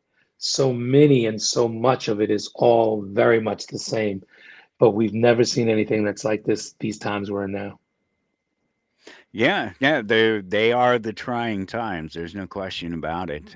It's interesting that you put it that way, with sort of the individuals, because what you're talking about is you're talking about anarchist society. You're talking about people that aren't in it for a system. They're not in it for the just being a part of this group or that group. They're in it for humanity. They're in it for themselves, but in it for themselves, not at the sacrifice of everyone around them. And I think we have too much of that now. And I think that our leaders are the ones that are projecting this on to the rest of us. It's their violence, their ignorance, their calls for hatred and division that are trickling down onto obviously they wouldn't be there if they didn't come from us in the first place, but they're magnified back to us at such an increased level. There was this great quote that I had just seen just the other day, and I had never seen it before. It's from Albert J. Nock. It says, in proportion as you give the state power to do things for you, you give it power to do things to you. And that's a neat little thought, but it's absolutely wrong, because that's the core problem with the state, is when you give it an inch, it takes a mile. So the power that the state exerts over us is far greater than the power that it's actually been given, I think, by any measurable standard. And we have evidence of it from time immemorial, from the Black Panther era to John F. Kennedy to so many other things I won't mention in the last 50 years, but I think we all know. Yeah, no, yeah, absolutely. And I was going to say, it's always funny when I talk to uh, a black man about man things and about society and things.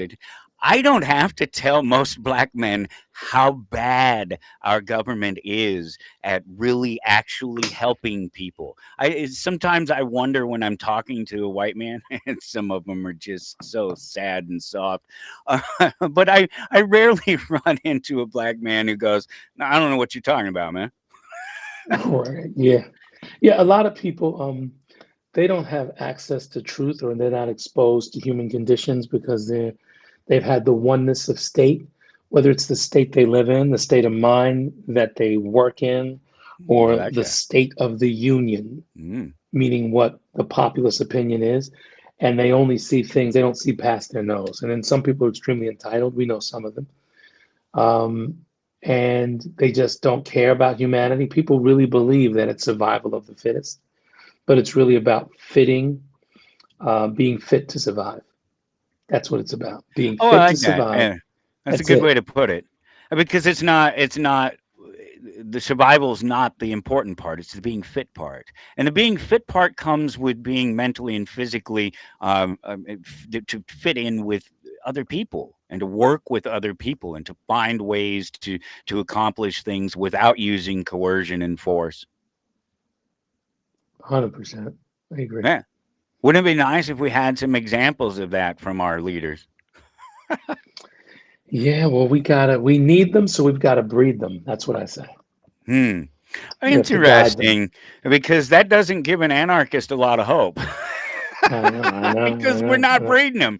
It seems to be We're getting not. worse. I'm pretty sure with this last election, we turned back the clock. We didn't move forward. I'm pretty sure they got out of the previous election and into the next election because of the guy that's there now. So how did we go backward to that after everybody went, oh, well, we wouldn't want to do that again? It actually got worse after him. Well, this is why we have to stop the clock and shut things down without rioting in the streets and find a platform to have um, a respectful dialogue and have tolerance. Like there's no reason to storm a state capitol, and we don't have to have the things that we saw in LA. We just have to have a unified understanding to say, hey, let's have a discussion about this because it's not going to fix itself. Well, those Somebody's people, got to that's get such a tired of poor this. advantage. I hate those examples, but you have to use them because they're what's popularized, the January 6th and things like that. This massive insurrection. That was a handful of politically minded people who did a thing. There are how many other 300 million other plus other people here in America that had an opinion that weren't storming a castle that day? Yeah. But, the problem is as people become more enlightened and more awakened, we don't want everybody to storm the Capitol because there's some people in this country that are really good at storming capitals. No, And that's true. some No, that's some absolutely people, true. We can't win yeah, that way, right? yeah, You know this. there's a segment in, I know me being born in Brooklyn and raised in Queens, we had projects, and I've never seen anybody storm a project.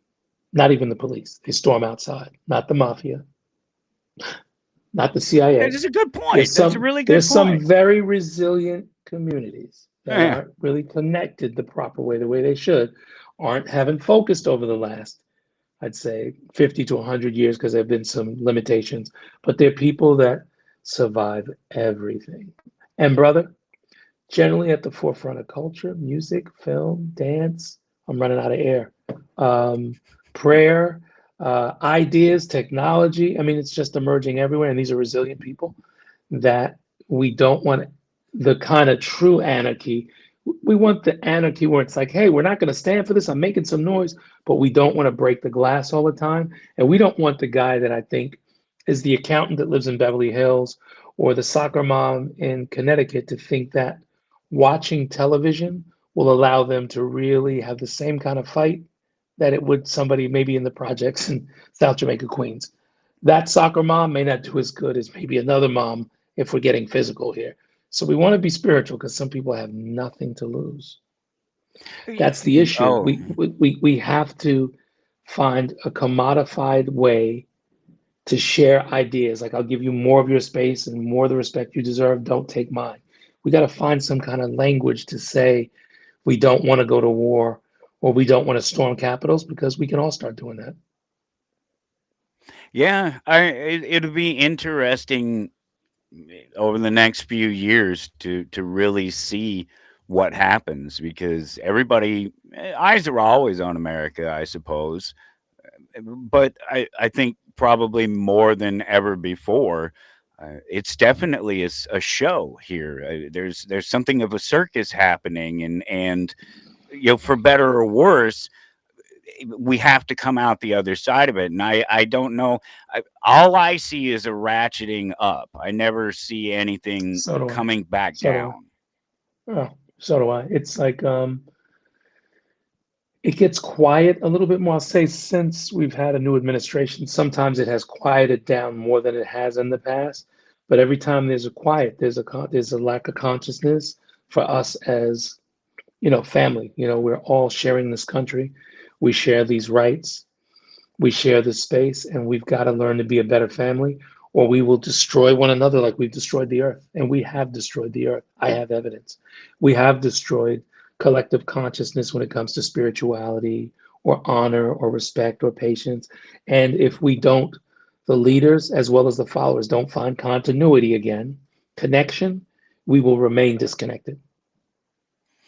Yeah, yeah. There's no doubt in that, and I really don't know. I don't know how it really works because I don't know how you get more connected while being so disconnected. We have been able. I'm one to say that we have what we have as a society in spite of all of these people that would rather bring society down, that want to wage wars against other people, the government in general. I think we build our society here on the street, you and I, every single day doing business in the stores and on the roads and just dealing with each other in general across, and we do it just fine. We do it without any consideration of what someone in authority has to say about our interactions with each other. And so I see us being sort of led by our noses down this path of this political path, purposely drawing us away from each other and away from our hearts and away from our families. And so all I see when I see somebody that offers nothing but a political solution, that their idea is just to go vote, that you just have to get out there and vote and that's what's going to change things, I immediately know that this is a person that is either a liar or a manipulator or both, because we know that what really makes change is people like yourself down on the street sharing and working with the people and forming these organizations that reach out to community. We know for a fact that these are the things that make our community stronger, not the system itself. 100%. And, you know, we have the evidence of it. And that was a great question you asked. So those are my prayers.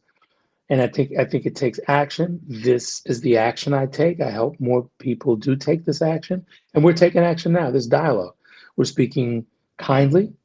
We're speaking strongly. We're speaking boldly. We're speaking factually. But we do have a conversation. So all of you all, make sure you're checking in right here with the head anarchist. This is where it happens, baby. Tell us where to find everything. Give, just lay it all out for everybody. And of course, I'm going to put all this on the webpage too at towardanarchy.com. But Thank you, yeah, brother. make sure everybody Absolutely. knows where to Absolutely. find it. We get about 3.5 minutes or so. Good deal. So all things social media, Glenn Toby, 2 N's, GLENN TOBY. My website is Dr. Glenn with 2 N's, GLENN TOBY.com. And the other thing, this Saturday night, 8 o'clock Eastern time, join me on the Global Dance Party, my dance music show, R&B, soul, hip hop classics. Love it. It's on the Freshest FM network, or we're streaming globally to over 53 countries.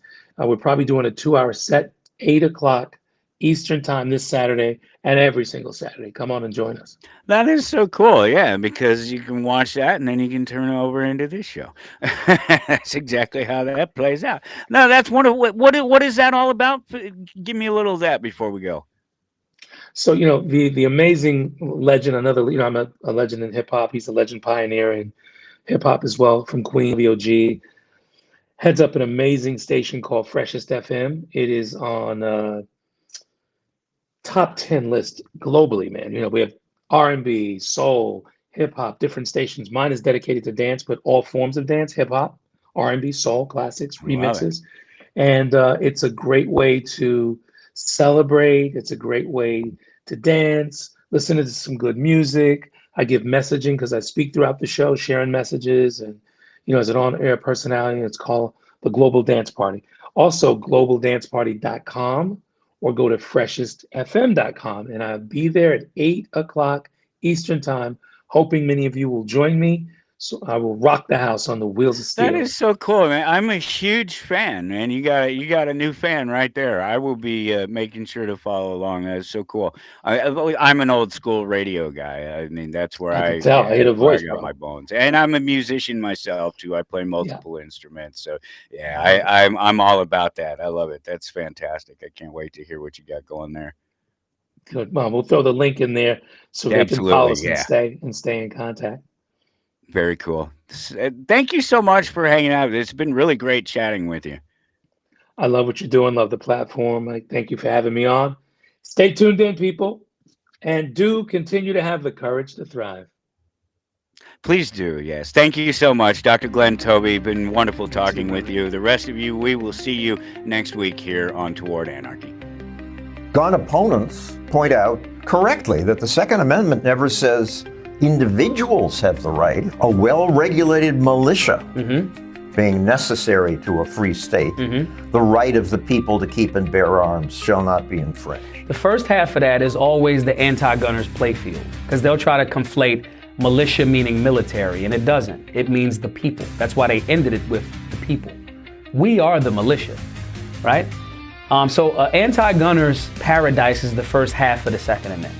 They'll go, oh, it needs to be well-regulated. Well-regulated means in working order.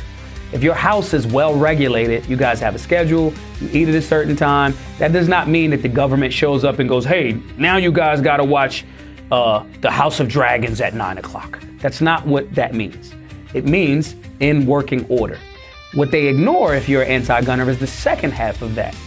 The right of the people, the Constitution starts with we, the people, the right of the people to keep and bear arms, keep, hold them, and bear, carry, mean walk around with them, shall not be infringed. That's very clear. People will attempt to convolute that to strengthen their argument, but it can't be. You're listening to Toward Anarchy on the Republic Broadcasting Network.